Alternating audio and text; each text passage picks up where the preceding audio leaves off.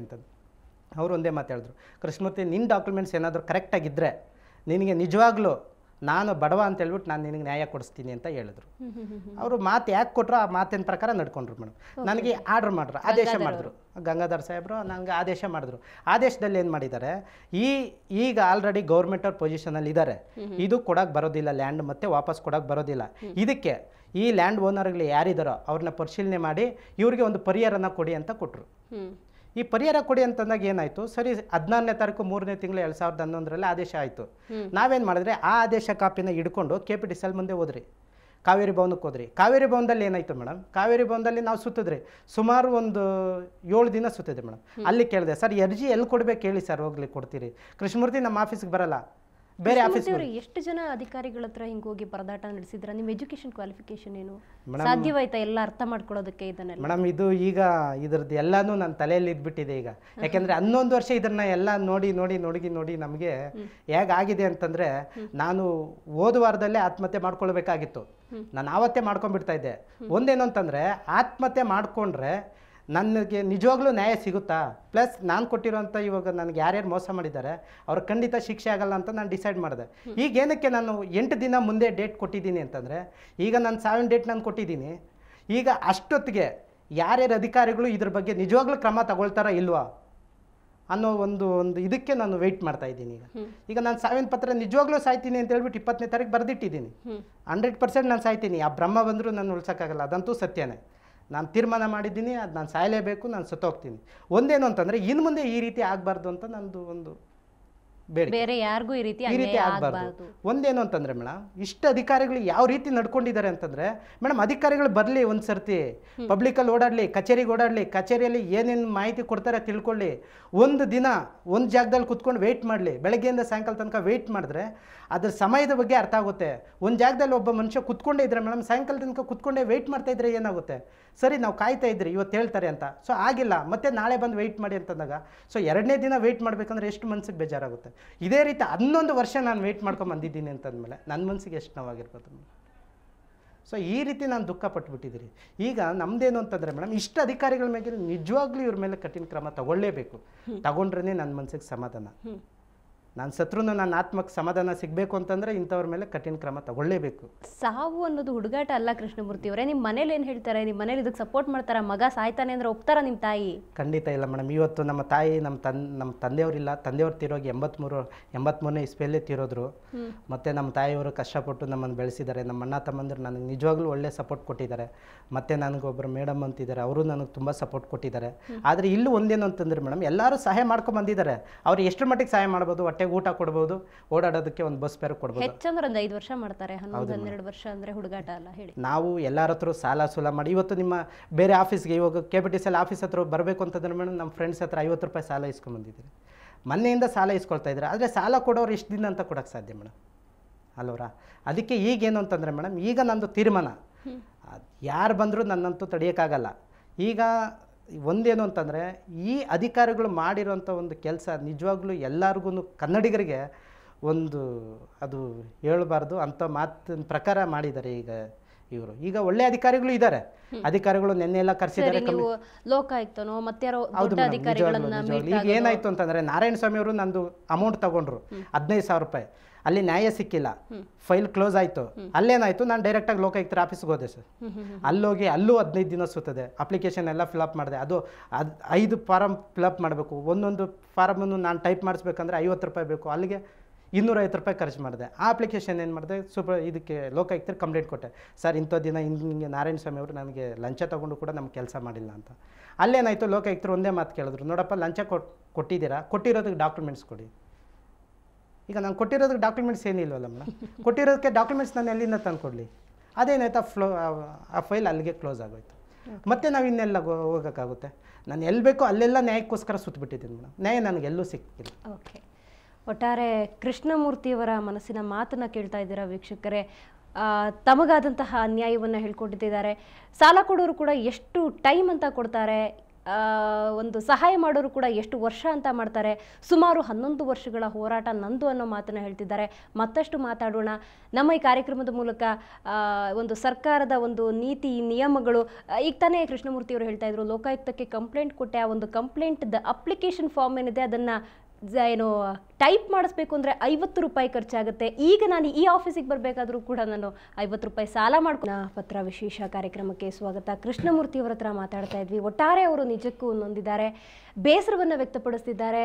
ಈಗಾಗಲೇ ನಾವು ಆಗಲೇ ಹೇಳಿದಂತೆ 50 ರೂಪಾಯಿ ಸಾಲ ಮಾಡ್ಕೊಂಡು ಬಂದೆ ಅನ್ಬೇಕಾದ್ರೆ ನಿಜಕ್ಕೂ ಕರುಣಾಜನಕ ಅನಿಸುತ್ತೆ. ಯಾವುದೇ ರೀತಿಯ ಸಪೋರ್ಟ್ ಇದುವರೆಗೆ ಸಿಕ್ಕಿಲ್ಲ. ಕೃಷ್ಣಮೂರ್ತಿಯನ್ನು ಕೇಳೋಣ ನಾವು.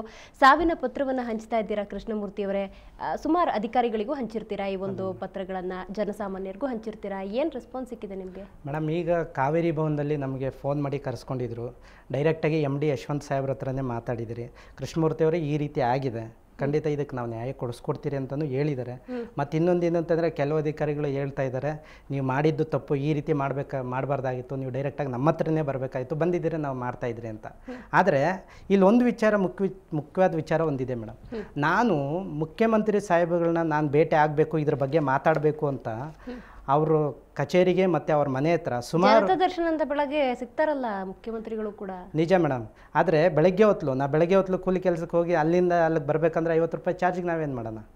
ನಾವು ಅಲ್ಲಿಂದ ಬರಬೇಕಂದ್ರೆ ಮಧ್ಯಾಹ್ನ 3 ಮೇಡಮ್ 3 ಗಂಟೆ 4 ಗಂಟೆಗೆ ನಾವು ಬರ್ತಾ ಇದ್ದಿದ್ದು. ಇಲ್ಲೇನಾಯ್ತು ಮೇಡಮ್, ನಾನು ಬರೋ ಟೈಮ್ಗೆ ನನಗೆ ಅಲ್ಲಿರೋಂಥ ಪೊಲೀಸ್ ಅಧಿಕಾರಿ ಒಳಗಡೆನೆ ಬಿಡ್ತಾ ಇರಲಿಲ್ಲ, ಅಲ್ಲಿಂದ ಆಚೆಗೆ ಕಳಿಸ್ತಾ ಇದ್ರು. ಮೊನ್ನೆನೂ ಅವ್ರ ಆಫೀಸ್ಗೆ ನಮ್ಮನೆ ಭಾನುವಾರ ಫೋನ್ ಮಾಡಿದ್ರು ಸಾಹೇಬ್ರು, ನೋಡಿಬಿಟ್ಟು ಅವ್ರ ಕಡೆಯಿಂದ ಫೋನ್ ಮಾಡಿಸಿದ್ರು, ಫಸ್ಟ್ ಅವ್ರನ್ನ ಕರೀರಿ ಅಂತ. ನಾವು ಒಳಗಡೆ ಹೋಗಿದ್ರು ಮೇಡಮ್. CM ಅವರು ಮಾತಾಡಿದ್ದಾರೆ, 1-2 ನಿಮಿಷ ಮಾತಾಡಿ ಹೇಳಿದ್ದಾರೆ. 1 ವಾರದಲ್ಲಿ ಇದ್ರ ಬಗ್ಗೆ ನಾನು ಕ್ರಮ ತಗೊಳ್ತೀನಿ ಅಂತಲೂ ಕೂಡ ಹೇಳಿದ್ದಾರೆ.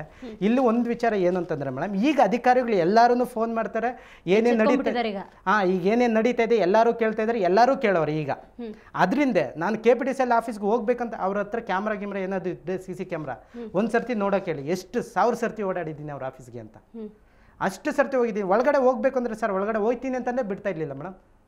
ಆಚೆ ನಿಂತ್ಕೊಳ್ಳಿ ಆಮೇಲೆ ಹೇಳ್ತೀರಿ ಅಂತ ಬೆಳಗ್ಗೆಯಿಂದ ಸಾಯಂಕಾಲ ತನಕ ಕಾಯಿಸ್ತಾ ಇದ್ರು. ಯಶವಂತ್ ಸಾಹೇಬರ್ ನಾನು ನೋಡ್ಬೇಕು ಅಂತ ಮೀಟ್ ಮಾಡಕ್ಕಾದ್ರೂ ಬಿಟ್ರೆ ಯಾವತ್ತಾದ್ರೂ ಇದುವರೆಗೂ ಮೇಡಮ್ ನಿಜವಾಗ್ಲೂ ನಮ್ಮ ಕನ್ನಡದ ಮೇಲೆ ಆಣೆ ಮಾಡಿ ಹೇಳ್ತೀನಿ, ನಾನು ಎಷ್ಟು ಓಡಾಡಿದ್ದೀನೋ, ಎಷ್ಟು ಆಫೀಸ್ಗೆ ಓಡಾಡಿದ್ದೀನೋ, ಆ ಆಫೀಸಲ್ಲಿ ಒಬ್ಬರನ್ನೂ ನನ್ನ ಕೈಯಲ್ಲಿ ಮೀಟ್ ಮಾಡೋಕ್ಕಾಗಿಲ್ಲ. ಮತ್ತು ಇನ್ನೊಂದೇನಾಯ್ತು ಅಂತಂದರೆ ಮೇಡಮ್, ಇದ್ರ ಬಗ್ಗೆ ನಾನು ಕಾವೇರಿ ಭವನದಲ್ಲಿ ನನಗೆ ಏನು ಆದೇಶ ಮಾಡಿದ್ರು, ಆದೇಶದಲ್ಲಿ ನನಗೆ ಪರಿಹಾರ ಕೊಡಿ ಅಂತ ಹೇಳ್ಬಿಟ್ಟು ಕೇಳ್ಕೊಂಡು ಹೋಗಿದ್ದೆ ಮೇಡಮ್. ಇದನ್ನು ನೋಡಿ, ಇದು ನಾನು ಕೇಳ್ಕೊಂಡು ಹೋಗಿದ್ದಾದ್ಮೇಲೆ ಅರ್ಜಿ ಕೊಟ್ಟೆ. ಅರ್ಜಿ ಎಲ್ಲಿ ಕೊಡಬೇಕು ಅಂತ ಗೊತ್ತಾಗಿಲ್ಲ. ಕಾವೇರಿ ಭವನದಿಂದ ಇದಕ್ಕೆ ಕಳಿಸ್ಕೊಟ್ರು, ಆನಂದ ಸರ್ಕಲ್ಗೆ ಹೋಗಿ ಅಂತ. ಪಾಪ ಅಲ್ಲೊಬ್ಬರು ಕವಿತಾ ಮೇಡಮ್ ಅವರು ಅಂತಿದ್ದಾರೆ, ಅವ್ರಿಗೆ ನಾನು ಸಪೋರ್ಟ್ ಕೊಟ್ಟಿದ್ದಾರೆ. ಕೃಷ್ಣಮೂರ್ತಿ ಅವರೇ ಹಿಂಗೆ ಮಾಡಿ ಅಂತ. ಅಲ್ಲಿಂದ ಅಡ್ರೆಸ್ ತಗೊಂಡು ಹೆಬ್ಬಾಳಕ್ಕೆ ಹೋದೆ ಮೇಡಮ್. ಅಲ್ಲಿ ನೋಡಿ ಹೇಗೆ ನಡೀತಿದೆ ಅಂತ. ಹೆಬ್ಬಾಳದಲ್ಲಿ ಆನಂದ್ ಅಂತಿದ್ದಾರೆ, ಅಲ್ಲೋಗಿದ್ದೀನಿ. ಸರ್ ಇದು ಅರ್ಜಿ ಕೊಡ್ಬೇಕು ಸರ್, ಏನು ಸರ್ ಮಾಡೋದು? ಸಾಹೇಬ್ರಿಲ್ಲಪ್ಪ ಸಾಯಂಕಾಲ ಬಾ ಅಂತಂದ್ರು.